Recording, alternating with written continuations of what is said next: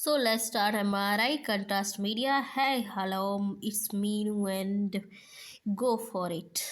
Beginning year of MR imaging. So it was thought that MR may not need any contrast medium injection. Starting में ऐसा लग रहा था because of its inherent tissue contrast इसमें होता है अच्छा, and soon it was found that contrast enhancement improves detection, delineation and characterization and increases confidence in the interpretation. So इसमें combination of fast sequences and contrast media दिया गया. It is possible to assess rapid physiological processes such as perfusion dynamic studies to assess enhancement patterns.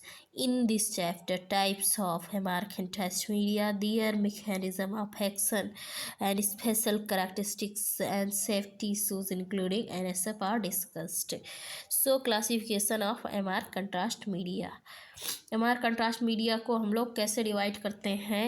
These are basically divided parenteral, oral and parenteral contrast agents can be classified based on relaxivity and susceptibility. Parental contrast media को हम लोग कैसे divide करते हैं? ये रिलैक्सिविटी and susceptibility पर divide करते हैं. पहला है positive relaxation agents, T1 agents.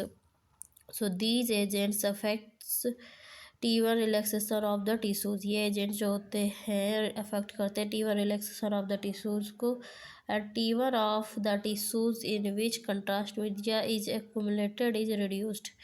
तो पॉजिटिव रिलैक्सेशन एजेंट्स जो होते हैं T1 agents, these agents affect T1 relaxation of the tissues.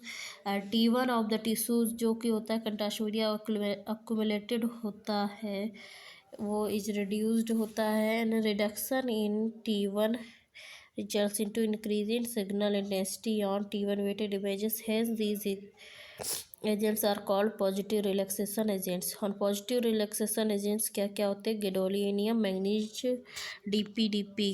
So mainly हम लोग कंट्रास्ट मीडिया जो MR में होता है उसको दो टाइप में डिवाइड करते हैं, parental and oral. Parental contrast media को रिलैक्सिविटी एंड ससेप्टिबिलिटी में डिवाइड करते हैं. रिलैक्सिविटी के आधार पे जो होता है पॉजिटिव रिलैक्सेशन एजेंट्स होते हैं T1 agents.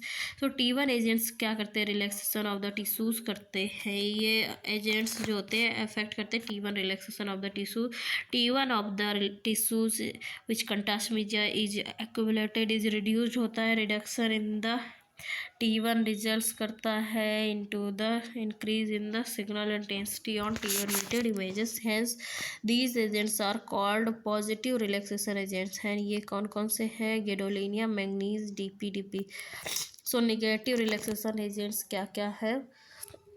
Negative relaxation agents यानी कि T2 agents, they affect T2 relaxation and reduce करते हैं T2 of the tissue where they accumulate. And this result in the reduction of the signal intensity. Reduction करता है in the signal intensity and tissue on T2 weighted images. So iron oxide इसके example है. इसके क्या example? Negative relaxation agents के T2 agents के example है iron oxide particles, gadolinium, hidrosis. And depending on susceptibility के आधार पे. तो ये जो दोनों थे ये किस पे बेस्ड थे? रिलैक्सिविटी के आधार पे. दो टाइप के positive relaxation agent T1 agents जो कि gadolinium and manganese, DPDP. And negative relaxation agents T2 agents iron oxide particles and gadolinium hidrosis. And next है ससेप्टिबिलिटी बेसिस पे कौन कौन से होते हैं? पैरामैग्नेटिक एजेंट्स होते हैं एज सुप्रामैग्नेटिक एजेंट्स होते हैं. So gadolinium is a paramagnetic agent and they are usually positive agents but at higher doses can cause T2 shortening resulting into the decrease signals on T2 weighted images. तो gadolinium कैसा होता है? Paramagnetic agent होता है. ये usually positive agent होता है but a higher doses इसकी जो होती है वो कॉज कर सकती है T2 शॉर्टनिंग में.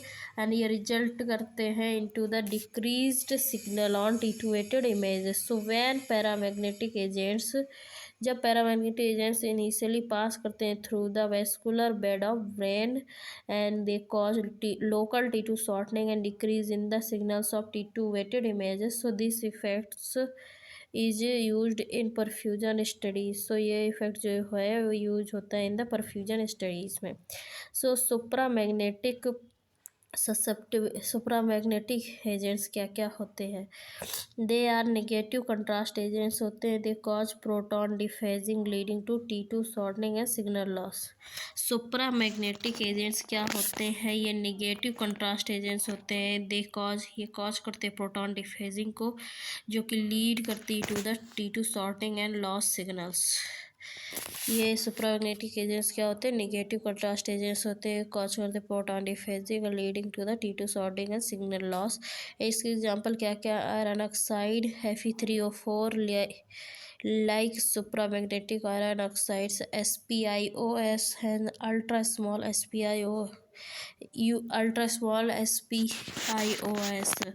सुप्रामैग्नेटिक कंट्रास्ट एजेंट्स के एग्जांपल क्या क्या है? Iron oxide SpIO and ultra small SpIO। And जो है ये पैरामैग्नेटिक एजेंट्स का एग्जांपल क्या क्या? ये किसी में परफ्यूजन स्टडीज़ के लिए यूज होते हैं। गैडोलिनियम इसमें आता है। And mechanism of MR contrast enhancement. MR contrast enhancement का मैकेनिज्म क्या है? एक्सरे बेस्ड मोडालिटी जैसे फ्लोरोसिटी या फिर कंट्रास्ट, इसमें मेनली वन फैक्टर पे रिलेटेड होता है, degree of x-ray attenuation caused by electron density of the tissues and contrast agents. And in MR imaging the contrast mechanism is multifactorial and includes spin density relaxivity. जो MR imaging है उसमें contrast mechanism ये multifactorial होता है, include करता है spin density relaxivity को, T1 and T2, magnetic susceptibility, diffusion and perfusion of contrast agents. X-ray CT fluoro वगैरह में किस चीज़ पे एक फैक्टर पे डिपेंड करता है? Contrast degree of x-ray attenuation caused by the electron density of the tissues या फिर कंट्रास्ट एजेंट। या फिर और एमआरआई में किस चीज़ में डिपेंड करता है? मल्टी फैक्टोरियल होता है, इसमें spin density relaxivity T1 T2, magnetic susceptibility, diffusion या फिर perfusion of contrast agents and relaxivity. So relaxivity, paramagnetic ions increase relaxation of the water protons by a dipole-dipole relaxation. This phenomena in which is excited photons are affected by nearby excited protons or electrons is called dipole-dipole interaction. So the dipole-dipole interaction affects the rotational translation diffusion of the water molecules leading to their relaxation. And the more the closer the water molecules approach the paramagnetic ions, greater will be relaxation. तो रिलैक्सिविटी में क्या होता है? Paramagnetic ions increase करते हैं relaxation of the water protons by a dipole relaxation. And ये जो phenomena है, excited protons are affected by near by excited protons या फिर इलेक्ट्रॉन्स से, इसको डायपोल इंट्रैक्शन बोलते हैं। डायपोल इंट्रैक्शन इफेक्ट करता है रोटेशनल या फिर translational diffusion of water molecules, जो कि लीड करते हैं रिलैक्सेशन को। And more and closer the water molecules approach करता है द पैरामैग्नेटिक आयंस को, and greater will be the relaxation. जितना ज़्यादा more and closer the water molecules approach करेंगे पैरामैग्नेटिक आयंस को, and greater will be relaxation, उतना ही ज़्यादा होगा। And now gadolinium. Gadolinium is a rare earth metal of lanthanide group with atomic number 64 होता है। And free gadolinium ions tend to accumulate in the body and do not get excreted। जो free gadolinium ion होता है वो मतलब body में accumulate होने की टेंडेंसी रखता है, ये एक्सक्रीट आउट नहीं होता है। And free gadolinium ions toxic होते हैं। Therefore gadolinium ions are combined with the chelates के साथ कम्बाइन किया जाता है, such as DTPA that cause their rapid and total renal excretion, जो कि कॉज करता है their rapid and total renal excretion. And gadolinium causes both T1 and T2 relaxation of the tissues in which it accumulated, जिसमें कि ये accumulated होता है। gadolinium का एटॉमिक नंबर 64 है, रेयर अर्थ मेटल है, लैंथेनाइट सीरीज में पाया जाता है। gadolinium कॉज करता है both T1 and T2 relaxation of the tissue which it is accumulated, and increased T1 relaxation leads to bright signals on T1 weighted images And if gadolinium chelates accumulated in excess amount of after a threshold, there could be darkening on T1 weighted images. अगर gadolinium chelates accumulate होंगे excess amount में after threshold, there could be darkening on T1 weighted images. So T1 effects on gadolinium are used more commonly in clinical practice. T1 effects जो gadolinium के है वो commonly practice में ज़्यादा use होते हैं. T2 effect of gadolinium leading to reduction in signal on T2 images is generally insignificant and clinically not relevant. तो जो T2 इफेक्ट होते हैं गैडोलिनियम के वो रिडक्शन करते हैं in the signal of T2 weighted images में, जो कि insignificant and clinically not relevant होता है. हाउएवर द ससेप्टिबिलिटी होता है इफेक्ट नॉट द रिलैक्सिविटी. जो ससेप्टिबिलिटी इफेक्ट होते हैं not the relaxivity of gadolinium. It is initially passes through the vascular bed leading to decreased signal on T2 images. जो susceptibility of gadolinium है वो initially pass होती through the vascular bed of, जो कि lead करती है decreased signal on T2 weighted images. It is used in the MR perfusion में use होती है ससेप्टिबिलिटी. एंड यहाँ पे आप लोग देख सकते हैं ये दिखाया गया T1 curve pre and post contrast. So pre contrast and post contrast T1 curves देख सकते हैं. इसमें टाइम टू रिलैक्सेशन कम है एंड इट्स सिग्नल इंटेंसिटी. इसमें जब कंट्रास्ट दिया गया है तो tissue uptakes of contrast and pre and post contrast के बीच में टाइम टू रिलैक्सेशन बढ़ गया है. So tissue uptakes of gadolinium leading to reduction in its T1 and increased signal intensity as short TR. Signal intensity difference between A and B increases resulting its into increased contrast. And ये image show कर रही T1 weighted post contrast axial image of the abdomen showing bilateral dilated renal pelvis and triple layering of the excreted contrast. यहाँ पे जो first है वो है urine with the title amount of gadolinium. ये first है urine with the title amount of the gadolinium. जो दूसरा moderate amount of the gadolinium, यहाँ पे moderate amount of the gadolinium है. एंड यहाँ पे जो थर्ड है marked amount of the gadolinium है. जो marked amount of the gadolinium independent part causing darkening. तो सेकेंड जो है वो मॉडरेट अमाउंट है इसलिए ब्राइट दिख रहा है. जो थर्ड है जो पहला यूरिन विद अमाउंट ऑफ, इसमें हाई अमाउंट ऑफ गैडोलिनियम है इसीलिए यहाँ पे T1 जो इमेज है वो ब्लैक दिख रही है. एंड गैडोलिनियम की पर्सनल इंफॉर्मेशंस, ये एटॉमिक नंबर 64 होता है, पैरामैग्नेटिक एजेंट होता है, reduces T1 and T2 of the tissues where it accumulate. जहाँ पे एक्यूमुलेट हो जाता है एक्सेस में वहाँ पे T1 एंड T2 जो होता है उसको रिड्यूस कर देता है. एंड रिड्यूस होने की वजह से वहाँ पे डार्कनेस आती है. Increased signal on T1 weighted, reduced signal negligible on T2 weighted images. और नॉर्मल अमाउंट में अगर होगा मॉडरेट अमाउंट में तो T1 वेटेड इमेज को ब्राइट शो करेगा. रिड्यूस्ड सिग्नल्स या निग्लिजिबल सिग्नल्स आते हैं T2 वेटेड में. एंड यूजुअल इसकी डोज जो होती है 0.1 मिलीमोल पर किलोग्राम होती है. कितनी होती है? 0.1 millimole per kilogram. And medium lethal dose जो होती है LD 56 to 30 millimole per kilogram होती है. 6 से 30 millimole per kilogram lethal dose होती है LD 50 dose. And usual dose 0.1 millimole per kilogram. And overall adverse reaction rate 3 to 5% adverse reaction के chances होते हैं. ऑस्मोलैलिटी जो होती है इसकी नॉर्मल होती है. आयनिक जो ऑस्मोलैलिटी को दिखाया गया आयनिक मैग्नेविस्ट की 1960 मिली मोल पर किलोग्राम के साथ से नॉन आयनिक की ओमनी स्कैन की जो होती है 789 मिलीमोल पर किलोग्राम के. एंड प्रोहेंस की 620 मिलीमोल पर किलोग्राम की इसकी ऑस्मोलैलिटी होती है. 3 टाइप के होते हैं आयनिक, नॉन आयनिक, प्रोहेंस. आयनिक मैग्नेविस्ट 1960 millimole per kilogram, non ionic omni scan 789 millimole per kilogram, प्रोहेंस 620 millimole per kilogram होता है. Gadolinium chelates. So Chelates are substances that have high affinity for metal ions. Chelates वो substances होते हैं जिनमें high affinity होती है for the metal ions and they bind with metal ions. ये bind होते हैं with the metal ions के साथ में and they make them less toxic and facilitate their excretion from the body. And gadolinium is combined with various chelates such as DTPA, DOTA, BOPTA, BOPTA to make it non-toxic and facilitate its excretion from the body.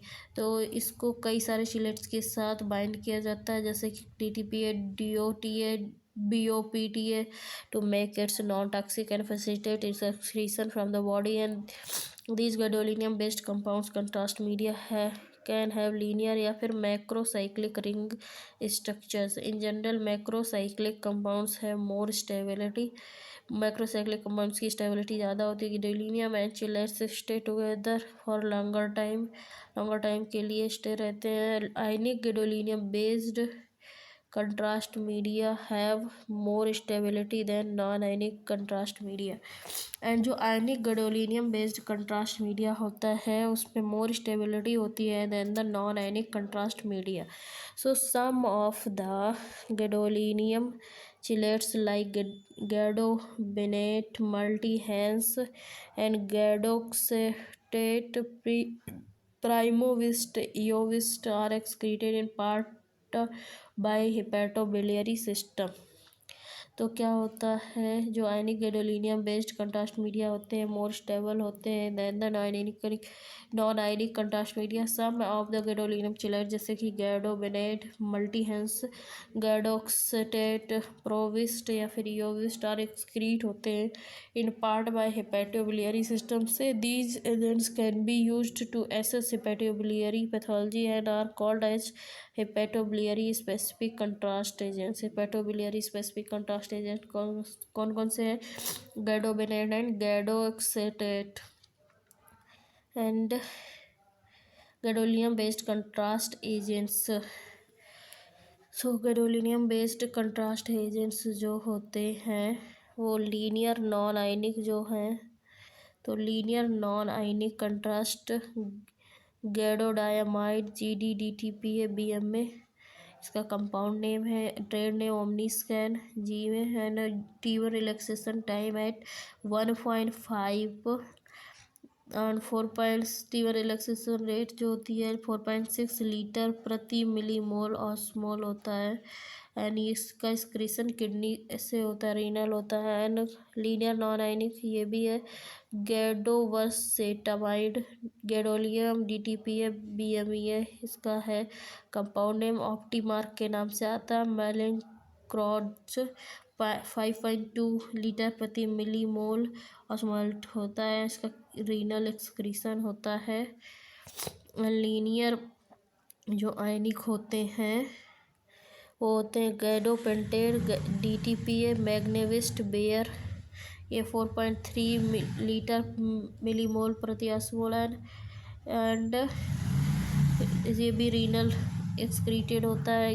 गैडोबिनेट, बोप्टा जो होता है gadolinium बोप्टा ये multi hence के नाम से आता है. 6.7 इसकी लीटर प्रति मिलीमोल ऑस्मोलैरिटी होती है. 96% रीनल एक्सक्रीटेड, 4% बिलियरी एक्सक्रीटेड.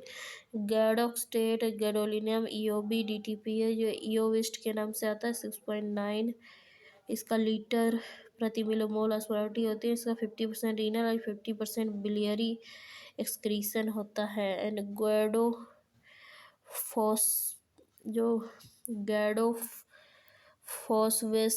होता है ये वैसोविस्ट के नाम से आता है. इसका 19 लीटर प्रति मिलीमोल ऑस्मोलैरिटी होती है. इसके 95% रीनल एंड 5% बिलियरी एक्सक्रीशन होता है. Macrocyclic non ionic gadobutrol, gadolinium BTDO3 है ये गैडोविस्ट के नाम से आता है. 5.2 लीटर प्रति मिलीमोल ऑस्मोल होता है. रीनल एक्सक्रीशन होता है. गैडोटेरिडॉल गैडोलिनियम HPDO3 प्रोहेंस के नाम से आता है. 4.4 लीटर प्रति मिलीमोल ऑस्मोल होता है. एंड रीनल एक्सक्रीशन होता है। मैक्रोसाइक्लिक आयनिक गैडोटेरेट डी गैडोलियम DOTA डोटारेम के नाम से आता है। एंड 3.6 इसका होता है 3.6 लीटर प्रति मिलीमोल एंड रीनल एक्सक्रीशन होता है। तो मेनली सभी का रीनल एक्सक्रीशन होता है। बिलियरी एक्सक्रीशन सबसे ज़्यादा गैडोक्स्टेट का होता है एंड 4% गैडोबेंडेट का होता है। गैडोफोस्फेसेट का भी 5% बिलियरी एक्सक्रीशन होता है। And adverse reactions, majority of adverse reactions to gadolinium are mild and transient। Majority जो इसके एडवर्स रिएक्शंस होते हैं माइल्ड एंड ट्रांजिएंट होते हैं। Overall reactions rate is approximately 3 to 5% and include nausea, headache and injection site symptoms. Overall जो reaction rate होती है approximate 3 to 5% होती है, इंक्लूड करती है nausea, headache and injection site symptoms. And anaphylaxis is very rare. Anaphylaxis जो है बहुत रेयर होता है। यूजुअली जो 3 से 5% होते हैं नाउजिया, हेडेक एंड यही सब होते हैं।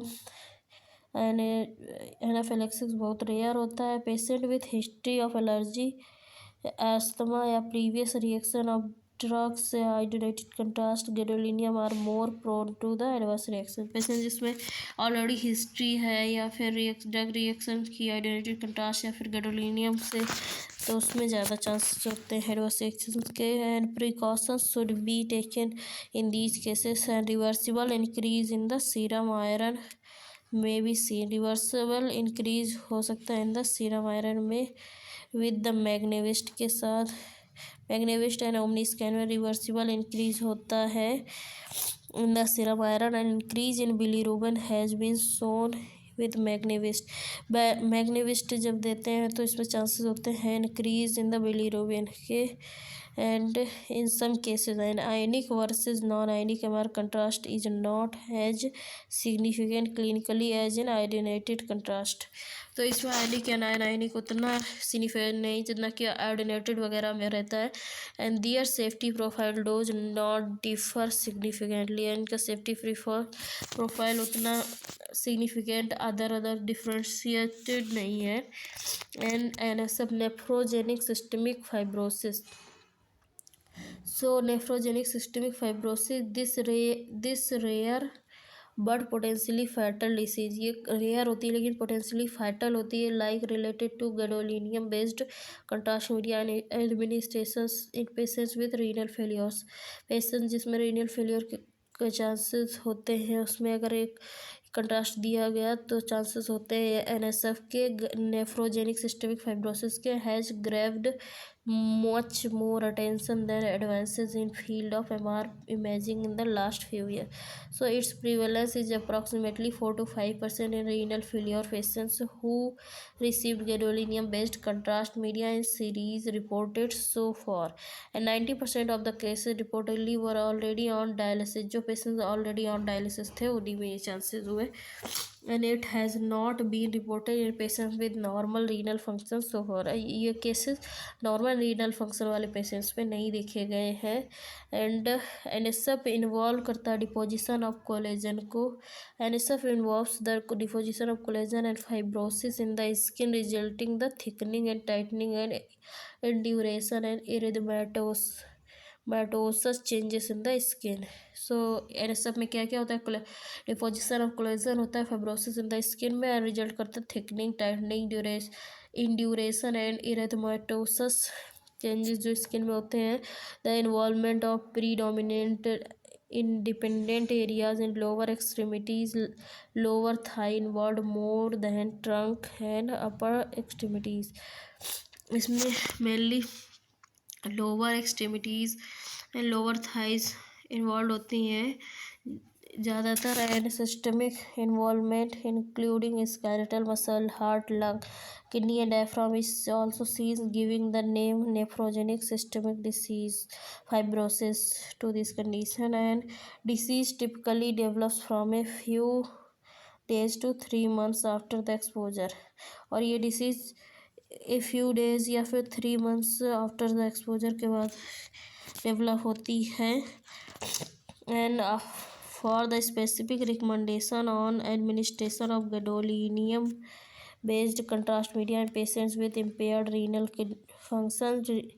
Readers can check ACR white papers that is updated time to time. Many institutions have their own policies on this. In general, risk benefit analysis should be done for patients with GFR जिनका होता है less than 60 मिली ml पर minute per 1.73 metre square के सबसे जिनका GFR कम है and gadolinium administration should be avoided in case decision is made to inject gadolinium in patients with GFR 30 to 60 ml प्रति minute and 1.73 metre square. Only half dose should be used. अगर दे रहे हैं तो फिर half dose use की जाएगी. Written informed consent should be obtained in patients with GFR less than 30 ml प्रति minute. gadolinium should not be injected. अगर 30 से 60 में है तो हाफ डोज देंगे, इन्फॉर्म कंसेंट लेंगे and very important benefit risk analysis भी करेंगे. एंड अगर 30 से कम है तो उसमें gadolinium नहीं इंजेक्ट करेंगे in any condition any situation. And safety issues. So renal failure, this is discussed under NSF. gadolinium chelates can be dialysis. ये रीनल फेलियर के चांस, जब रीनल फेलियर होता है तो उसमें एनएसएफ जो होता है gadolinium chelates को कैन बी डायलाइज्ड किया जा सकता है in chronic renal diseases with GFR more than 60 ml प्रति मिनट. GFR जिसमें कि ज़्यादा होता है देन द 60 ml प्रति minute per 1.73 metre square. No special precautions needed. इस कोई भी स्पेशल प्रिकॉशंस नीडेड नहीं होते हैं. History of allergy and asthma. So precautions should be taken in these patients and contrast monitoring should be performed. जिसकी allergy asthma की history है उसमें प्रिकॉशंस लेने हैं. कंट्रास्ट के पहले कंसल्ट भी लेना है. Premedications with the hydrocortisone and antihistaminic drugs may be given as clinically warranted. And pregnancy. gadolinium is known to cross the placenta. gadolinium placenta को क्रॉस कर जाता है and it is then excreted by the fetal kidney. फिर fetal kidney से excrete होता है and can recirculate through the amniotic fluid several times. ये amniotic fluid से रीसर्कुलेट हो सकता है. And gadolinium can dissociate from its chelate if it stays long in the amniotic fluid. और इस gadolinium अपने चिलेट्स से डिसोसिएट हो सकता है, अलग हो सकता है अगर ये लॉन्ग टाइम तक एमनियोटिक फ्लूइड में रहा. तो इसके लिए क्या होता है हमारा contrast medium should not B routinely injected in pregnant patients में नहीं देना चाहिए. ये रिस्क बेनिफिट एनालिसिस के बाद ही देना चाहिए if very much need of this. And lactation अगर किसी पेशेंट को है तो gadolinium is excreted in human milk से भी एक्सक्रीटेड होता है. Breast milk should be expressed after injection and thrown away. तो जब gadolinium का इंजेक्शन हुआ है कंट्रास्ट का तो इसमें एक पेशेंट में क्या करेंगे तो जब मिल्क उसका मतलब निकालेंगे इंजेक्शन इसको फिर थ्रो कर देंगे. And baby should not be breastfed for 36 to 48 hours तक बेबी को फीड नहीं कराना है. And other MR contrast agents iron oxide जैसे कि Fe3O4 ये सुप्रा मैग्नेटिक एजेंट है. And it is phagocytosed by reticuloendothelial system with prominent uptake in liver and spleen. ये फैगोसाइटोज्ड होता है with by the reticuloendothelial system के साथ with the prominent uptake in the liver and spleen. Normal liver tissues takes up iron oxide and becomes dark on T two weighted images. Normal liver tissues iron oxide को लेते हैं dark हो जाते हैं T two images में. Focal lesion such as metastasis do not have RES cells. RES का मतलब क्या है रेटिकुलो एंडोथीलियल सिस्टम्स सेल्स नहीं होती हैं within them so them remain same and appear relatively bright. And MNDPP मैंग मैंगाफोडिफिर ट्राइसोडियम। मैंगाफोडिफिर ट्राइसोडियम जो होता है ये this is hepatobiliary specific contrast agent. 50% of the administered amount is excreted through the biliary system से and 50% by the kidneys से. It is caused by positive contrast enhancement, normal liver parenchyma and lesion containing hepatocytes. So T1 weighted images.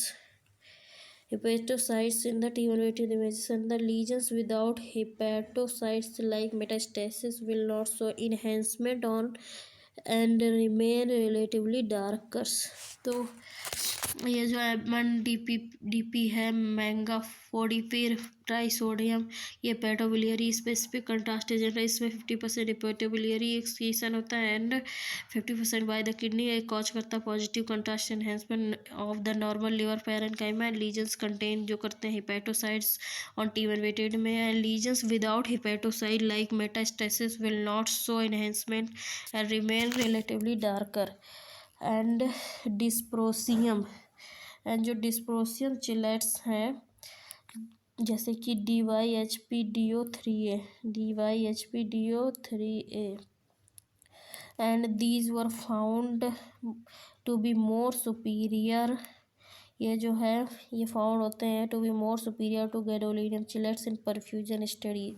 ये more superior होते हैं to gadolinium chelates in perfusion studies में not in routine T1 weighted images because of more T2 relaxivity and susceptibility effects. क्योंकि इसमें more T2 relaxivity and susceptibility effects होते हैं. Oral contrast agents and oral contrast agents क्या होते हैं? Positive contrast. Example क्या है? मैंगनीज क्लोराइड गैडोलिनियम DTP है. Oil emulsion. Manganese chloride gadolinium DTP है. Oil emulsion. Image degradation and can occur with the peristaltic movements of bowel. Positive contrast agents क्या होते हैं? इसके एग्जांपल मैंगनीज क्लोराइड होते हैं, गैडोलिनियम DTP है, oil emulsion होता है, इमेज डिग्रेडेशन होता है with peristaltic movements of bowel. For MR enterography के लिए सॉर्बिटॉल 3% विद और without barium poly ethylene glycol solution can be used for और एज ओरल कंट्रास्ट. तो ओरल कंट्रास्ट क्या क्या होते हैं? पॉजिटिव एंड निगेटिव कंट्रास्ट होते हैं. Positive manganese chloride gadolinium DTP है, ऑयल इमल्सन. इमेज डिग्रेडेशन हो सकता है with the peristaltic movement of bowel. MR enterography में सॉर्बिटॉल 3% देंगे विद और without barium polyethylene glycol solutions can be used as oral contrast. Negative contrast क्या होता है इसमें? ये डिक्रीज करते हैं signal from the bowel lumen reducing the motion related to the image degradation. Negative contrast they decrease signal from the bowel lumor reducing motion related image degradation. They are also used in MRCP. ये MRCP में भी use होते हैं. And इसके example क्या है? Superparamagnetic iron oxide particle reducing signals by the susceptibility effects. Barium blueberry pineapple juice contain manganese and perfluorochemicals are used to reduce signals from the bowel. Blueberry and pineapple juice ये MRCP में देते हैं. And role of contrast in MRI में क्या role है contrast का? It has been shown that there is substantial improvement in lesion identification characterization with gadolinium and CNS neoplasm. Contrast improves the identification, margin delineation, and invasion in brain tumors. It is must in the patients undergoing surgery. ये must होता है in the patients जिसमें under surgery हो रही हो. And metastasis and meningiomas can appear isolated on plain scan. देखो CNS neoplasm के लिए कंट्रास्ट इम्प्रूव करता है identification of margin delineation and invasion of the brain tumour and it must in the patient undergoing surgery. Metastasis and meningiomas can appear isolated in the plain scan Contrast injection makes them more conspicuous. Contrast is very useful in post-treatment tumors to differentiate recurrence from the necrosis, especially with MR perfusion and CNS infection. Contrast enables lesion characterization and assessment of lesion activity, and acute lesion may be differentiated from chronic lesions. Gliosis disease progression regression can be monitored. Enhanced MRI is superior to enhanced CT, especially in meningeal enhancement जो MR में होता है बहुत बेहतर image show करता है because of beam hardening artifact जो आते हैं वो CT में आ जाते हैं beam hardening artifact, but MR में नहीं होते हैं. इश्चेमिक CNS diseases. So gadolinium is not routinely indicated in ischemic diseases. However, it can be used for temporal dating and characterization and intravascular enhancement. It is seen in first week after infarction with the parenchymal enhancement seen after that up to 8 weeks, and intravascular and gyriform enhancement may help differentiating infarct from other conditions.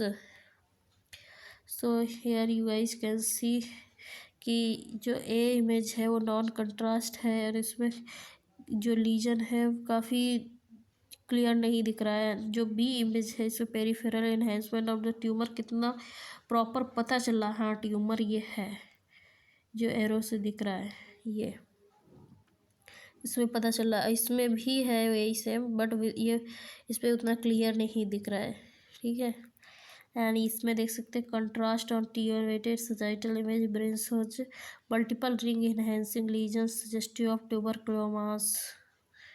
जो ring type है वो ट्यूबरक्लोमास का suggestion कर रहे हैं. And contrast enhance टीओवेटेड coronal image of the brain shows thick asymmetric enhancement and meningeal और जो शो कर रहा है meninges over the left parietal convexity. And here you guys can see post operative spine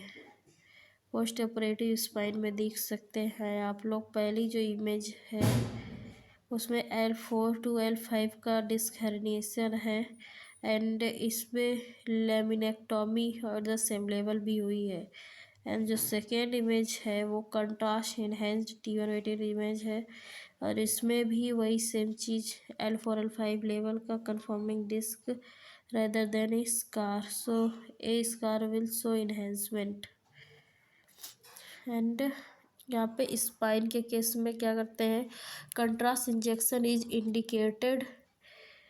is indicated in post-operative spine to differentiate between scar and disc. Scar being vascular structure will enhance while disc usually will not enhance. Gadolinium increases visualization of the leptomeningeal metastasis में differentiate और ये differentiate करता है किस चीज़ को, tumour shrinks from the congenital traumatic shrinks.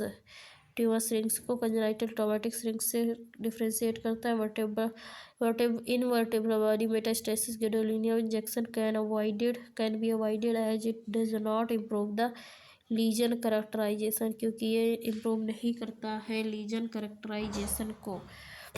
And now body imaging.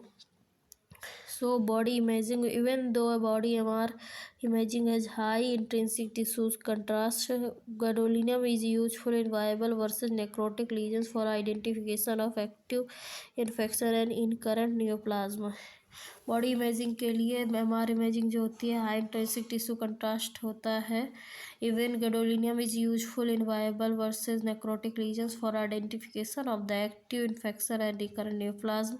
It may help in the differentiating benign and malignant lesions. Gadolinium is used in breast, liver, spleen, kidney, musculoskeletal pathology, especially neoplasmic and dynamic imaging जो होती है during gadolinium injection can be performed to characterize liver, breast lesions. Gadolinium is used in stress perfusion and myocardial viability in the cardiac MRI। Gadolinium को dynamic imaging में use करते हैं। Perfusion stress perfusion study में myocardial viability in cardiac MRI में भी use करते हैं। And this chapter completes here and the next chapter is principles of interpretation in the neuro imaging and we will continue this in the next lecture.